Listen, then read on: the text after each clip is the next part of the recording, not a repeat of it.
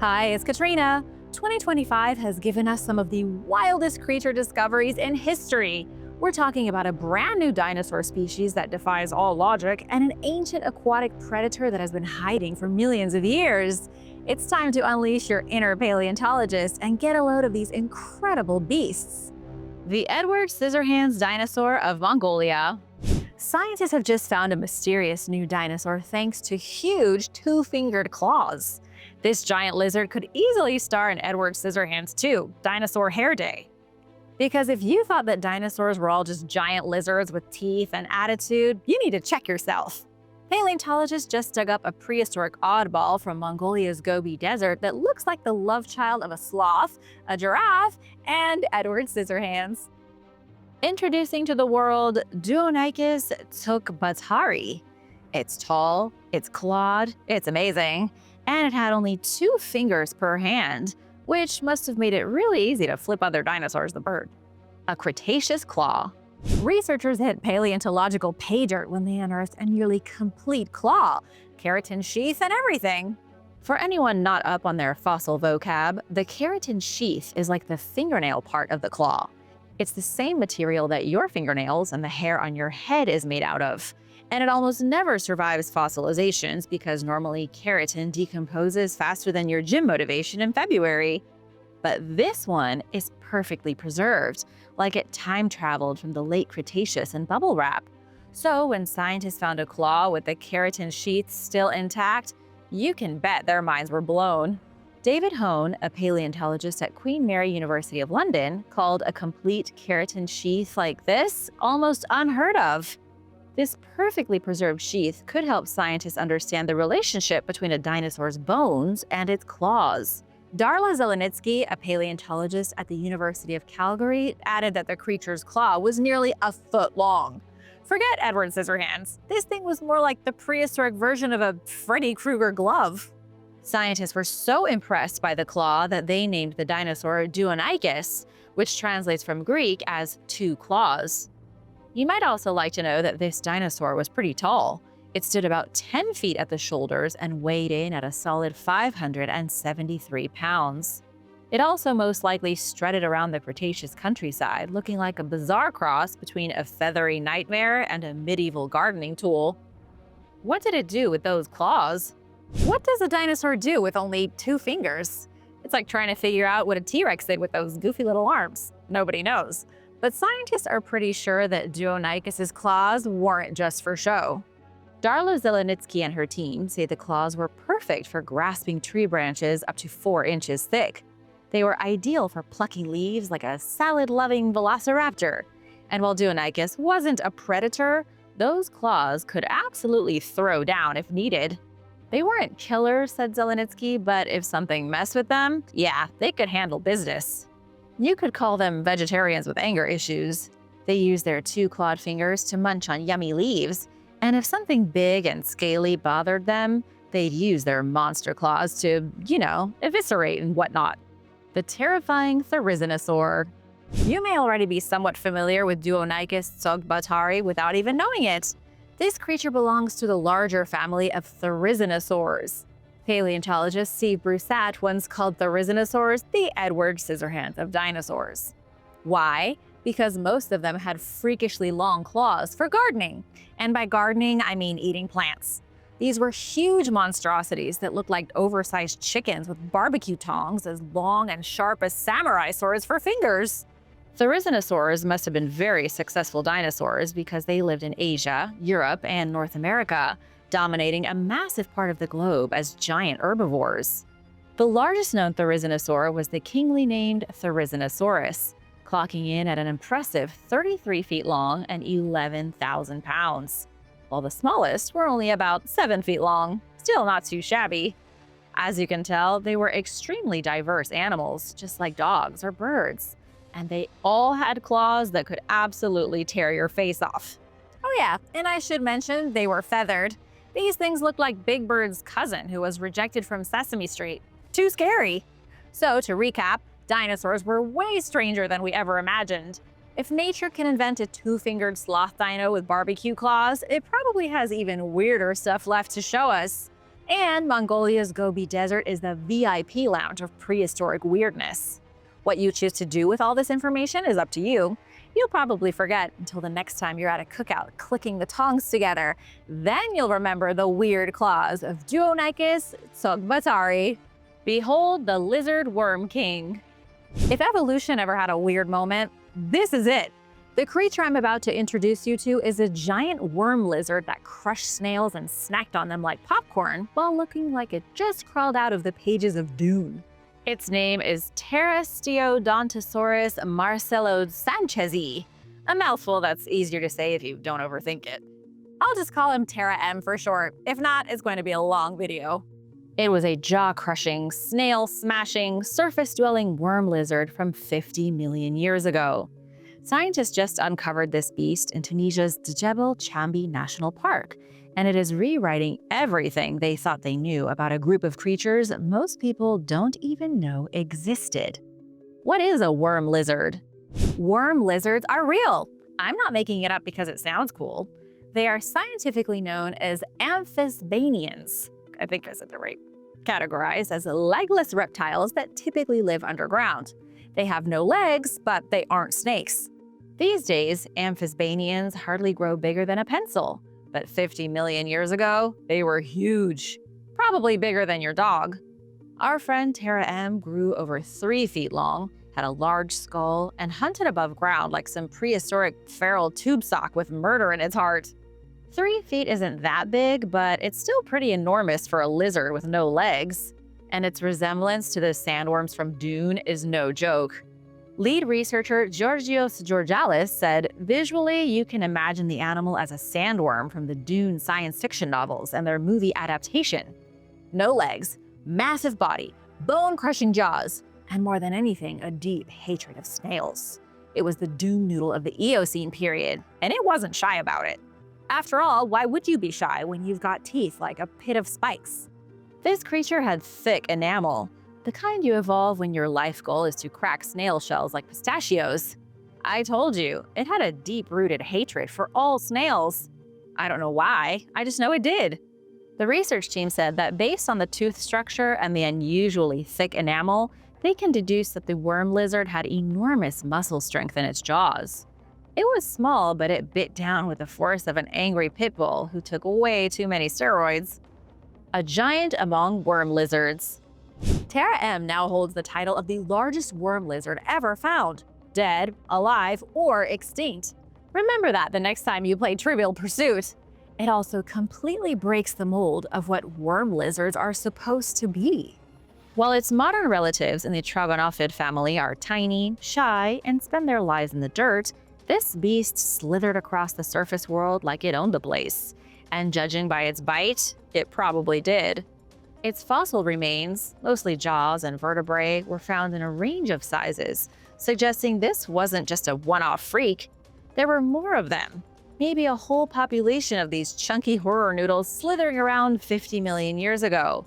Some were big, some were even bigger. Okay, everyone, sleep tight. Don't let the worm lizards bite. But seriously, why so big? Scientists are blaming the weather. According to Krister Smith from the Senckenberg Research Institute, this jumbo worm size may have been linked to the Eocene period's warmer climate, because when the Earth is heated up, everything just sort of gets bigger. The hotter the planet, the larger the monsters, especially the reptiles. In the end, Terra M is a testament to the weird and wonderful ways that evolution works. It took a family of tiny, harmless burrowers and, for a brief moment in time, turned one of them into a gigantic, snail-smashing predator. It's a jaw-dropping discovery that reminds us to never underestimate the creatures slithering right under our feet. Silent Ninja Sea Reptile. 183 million years ago, the oceans were teeming with danger. Giant marine reptiles roamed the depths like prehistoric submarines. And then, silent as a shadow, a predator almost 40 feet long slipped into the darkness, unseen and unheard. Right up until its enormous jaws closed around its victim. But the ocean is kind of like space, in the sense that nobody can hear you scream. Welcome to the underwater horror movie starring Temnodontosaurus, a Jurassic marine reptile that was the original stealth predator, using silence to hunt in the abyss. A flipper of a discovery. This underwater ninja was identified thanks to one fossilized flipper. A flipper so unique that it showed never-before-seen adaptations in a marine reptile. Discovered by German fossil collector George Goltz in a roadside ditch, the flipper clearly came from a type of ichthyosaur, a diverse group of sea monsters who were sort of like the tyrannosaurs of the seas. But even among ichthyosaurs, Temnodontosaurus was a beast. This is not your grandma's fish fossil. Researchers from Lund University, the University of Manchester, and a few other institutions found soft tissues still preserved on the flipper. That is just insane. Researchers today flip out when they find soft tissue on a mammoth bone from 20,000 years ago. This is a monster's flipper from 183 million years ago. Soft tissue is unprecedented. The flipper also boasts a zigzagging trailing edge, similar to the serrated flight feathers of owls. And it has rod-like internal structures called chondroderms, unique to this animal. All of these features point to one thing. This ancient predator evolved to move silently through water, just like owls do through the air today. Ever notice how owls fly silently while other birds like crows make a loud whooshing noise when they fly? Our flippery friend did the same thing in the water. Dr. Johan Lindgren, the study's lead author, explained it in simple terms, saying, "The flipper's wing-like shape and scalloped edges suppressed noise." In other words, it was built for ghost mode. This thing was the stealth jet of the seas. Hunting in prehistoric seas. Temnodontosaurus was a predator the size of a bus and could sneak up on prey without making a sound, like an electric vehicle. It likely hunted in low light, either at night or deep underwater. Combine its ultra-silent flippers with eyes the size of cantaloupes, and you've got the marine version of Batman, except fishier, and without the tragic backstory. Okay, never mind. Anywho, Dr. Dean Lomax, ichthyosaur expert and co-author, said he's examined thousands of ichthyosaurs and never seen anything like this. The flipper George found has features that don't exist in any known marine animal, alive or extinct. It's just like with the giant worm lizard. Here you've got an ichthyosaur, which scientists are quite familiar with, but it has features never seen before on any animal. It's a total anomaly, as unique as you are yourself. Studying the flipper. To examine the fossil, scientists brought in every trick from the science toolbox. They used synchrotron X-ray microtomography, time-of-flight secondary ion mass spectrometry, infrared microspectroscopy, and computational fluid dynamics modeling. Phew. In this case, I think you actually do need to be a rocket scientist to know these terms. It's the same tech you'd expect from a NASA Black Ops mission, but on a fossil found in a pile of roadside dirt. All the tests were worth it because they proved what I already told you, being that the monster, despite its hulking size, used hydrodynamic silence as its hunting strategy, something that no other known marine animal ever did. This beast could outhunt sharks, squids, whales, and every creepy fish in the sea. But what's really weird is that the underwater ninja might help with a very modern problem: noise pollution. Dr. Lindgren said that understanding how Temnodontosaurus reduced swimming noise could inspire technology to reduce the acoustic assault caused by ships, sonar, and offshore wind farms in use today. The fossil of a sea monster, a literal sea monster bigger than most boats, could be the missing ingredient needed to make modern ships quieter, which in turn helps marine life. For fish, boats driving across the surface is like living in the basement suite of a rock band, just endless noise. The first ichthyosaur. Care for a fun fact? The very first ichthyosaur ever described by science, found over 200 years ago by legendary fossil hunter Mary Anning, was also a Temnodontosaurus. How do you like them apples? While this isn't technically a new species, finding its flipper has revealed a lot of new information about it. But the truth remains that Temnodontosaurus was found in the 1800s by a woman who was a pioneer in paleontology, a profession that would come to be dominated entirely by men. So the next time someone tells you that evolution peaked with the cheetah or the peregrine falcon, tell them about Temnodontosaurus, the silent sea assassin with night vision and noise-canceling fins. Nature built a ninja 183 million years ago, and scientists are just now catching up. And now for a quick break because it's shout-out time! I want to give a big thank you to John Ravazzini and Melis Martinez for supporting this channel. I really appreciate the feedback and I'm glad you're enjoying the new style. Be sure to subscribe if you haven't already for more videos like this. 66 million-year-old yuck. Of all the relics to surface from the age of the dinosaurs, this one is definitely memorable and kind of gross. I'm sure you'll love it. Found in the chalky cliffs of Stevens Klint, a UNESCO World Heritage Site in Denmark, and apparent prehistoric puke hotspot, an ancient upchuck is making waves in the science world. Researchers uncovered a chunk of animal vomit from the era of the dinosaurs. All those years ago, some ancient creature had one too many cocktails and lost their lunch. And somehow, the lunch turned into a fossil. That's more than most of us can say for our unwanted expulsion juices. The fossil geeks. The man behind this stomach-churning discovery is Peter Benecke, a self-proclaimed fossil geek with a keen eye and a strong stomach. While poking around the coastal cliffs of eastern Denmark, Benecke spotted some fragments that didn't quite belong. They looked like bits of sea lily, those frilly underwater creatures that are distant cousins of starfish and sea urchins. But instead of being spiky, star-shaped things with rough skin, sea lilies look like paper flowers. On closer inspection, Peter realized these fragments could be sea lilies, but they looked partially digested. They seemed to be all clumped up in the rock and looked sort of messy. He had never seen a fossil quite like it in all his years of scanning seaside cliffs for old bones and prehistoric starfish relatives. Now, Peter wasn't about to diagnose this prehistoric barf solo, so he did what any responsible fossil enthusiast would do.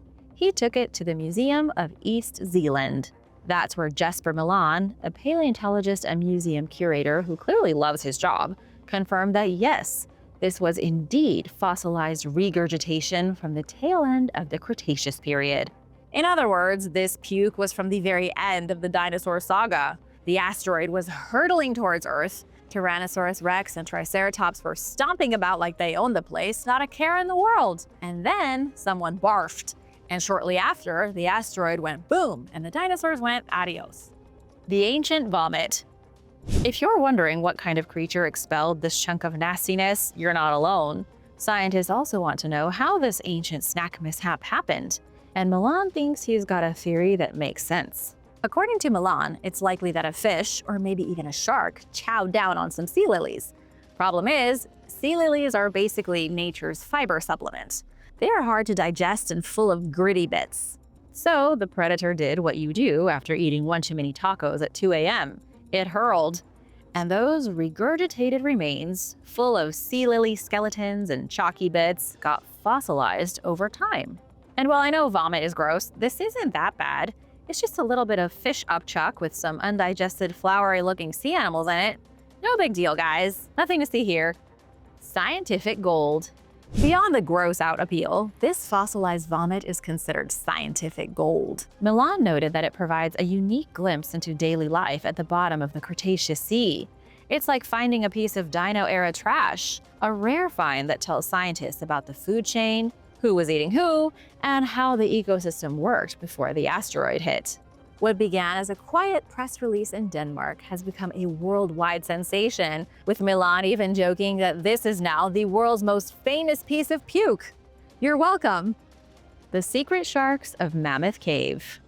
Forget Jaws, the real shark story is happening in a cave. In Kentucky, nestled amidst the rolling hills and deep river valleys, is the world's longest cave system.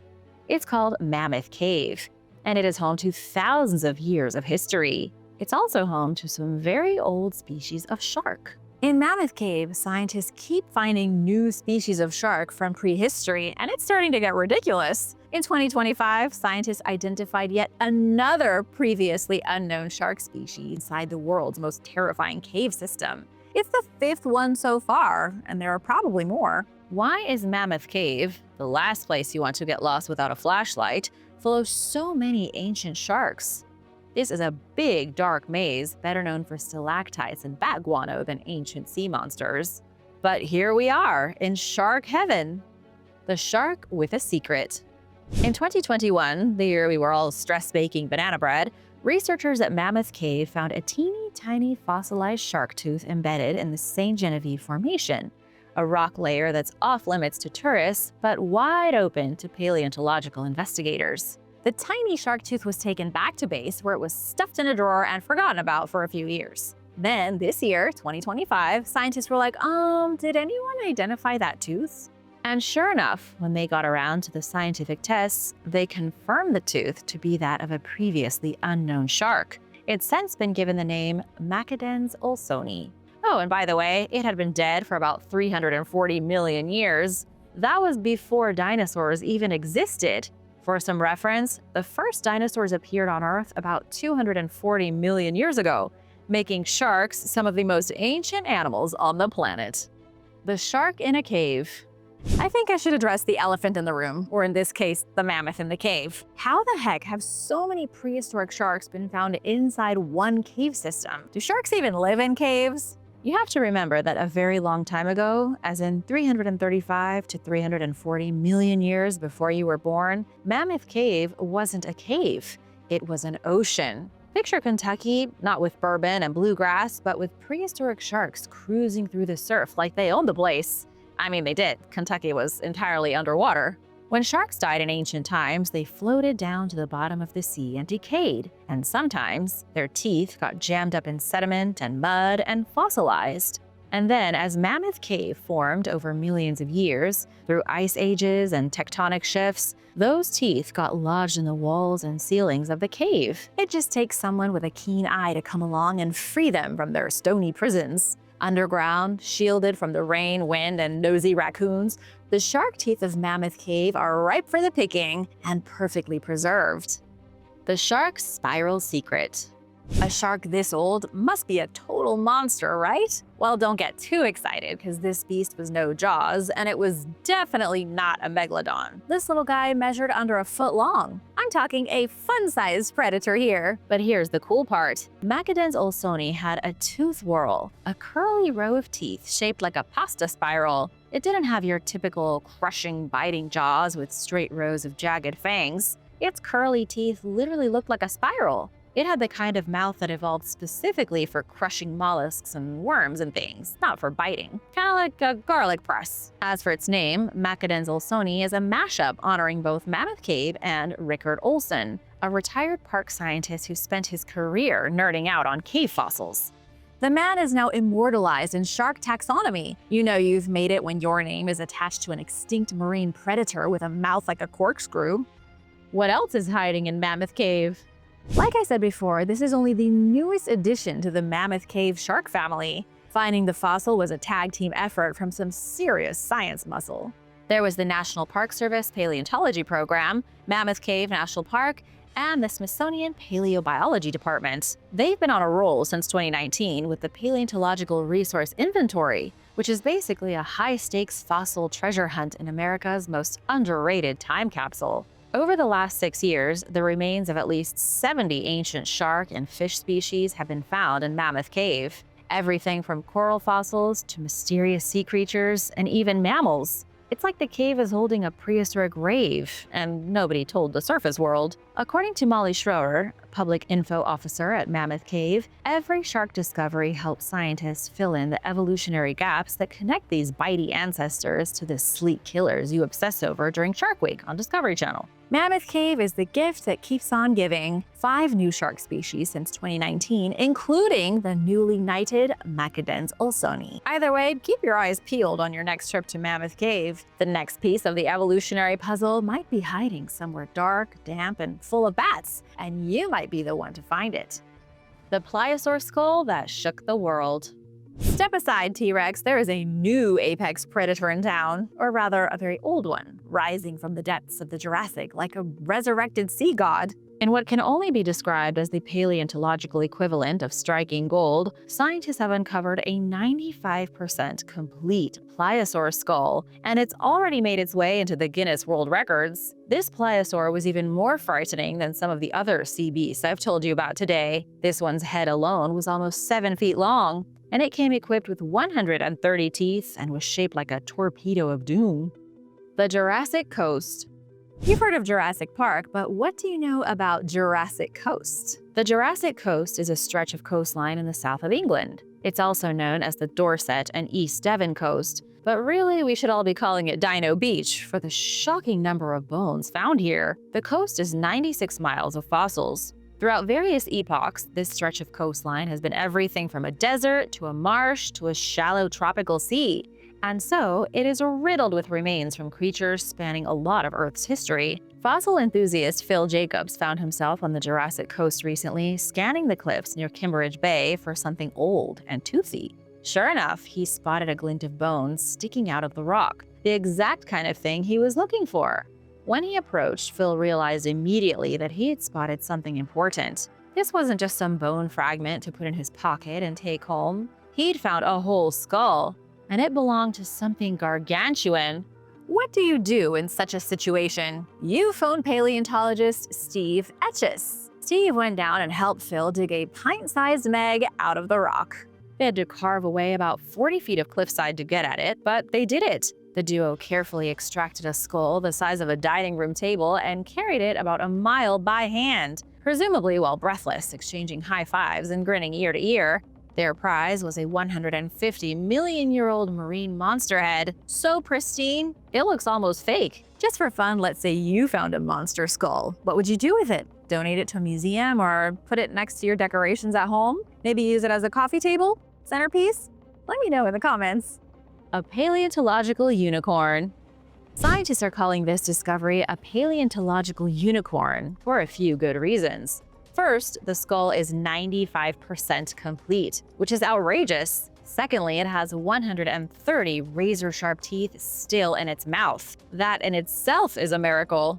Its upper and lower jaws are still locked together, and its skull is 6.5 feet long. That's a whole lot of face. That's way longer than most people are tall. Finding a fossil this complete and this big is like digging up a Ferrari in a junkyard with the keys still in the ignition. And those interlocked jaws, that's fossil gold. Most skulls collapse or fall apart under pressure over millions of years, as one might expect. But this one stayed clamped shut like it was ready for one last bite. That is the most exciting part of the whole discovery. But hold on, what was this beast like while still alive? The tyrant of the Mesozoic.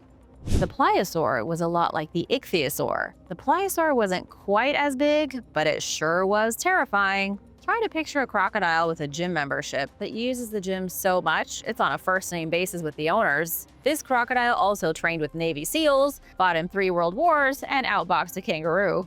This crocodile, as hardcore as they come, then evolved into a 30-foot-long underwater killer with massive paddle-like flippers, a torpedo-shaped body, and a bite force comparable to a T-Rex. Getting the picture? Pliosaurs weren't just predators, they were apex aquatic nightmares. They devoured fish, squid, other reptiles, and anything dumb enough to get near the water's edge, including dinosaurs who didn't know how to mind their shoreline. How many fish do you know who actively eat dinosaurs? The newly revealed skull offers a crystal clear look at just how terrifying these creatures were. Crocodile-shark hybrid with the bite strength to shatter boats cruising silently through the Mesozoic Sea. If it were alive today, humans may never have even ventured into the ocean. Just imagine it staring at you with its soulless, fishy eyes. People would have never built boats because they would have been instantly destroyed. The seas would have been ruled by actual monsters. Is that a world you'd like to live in?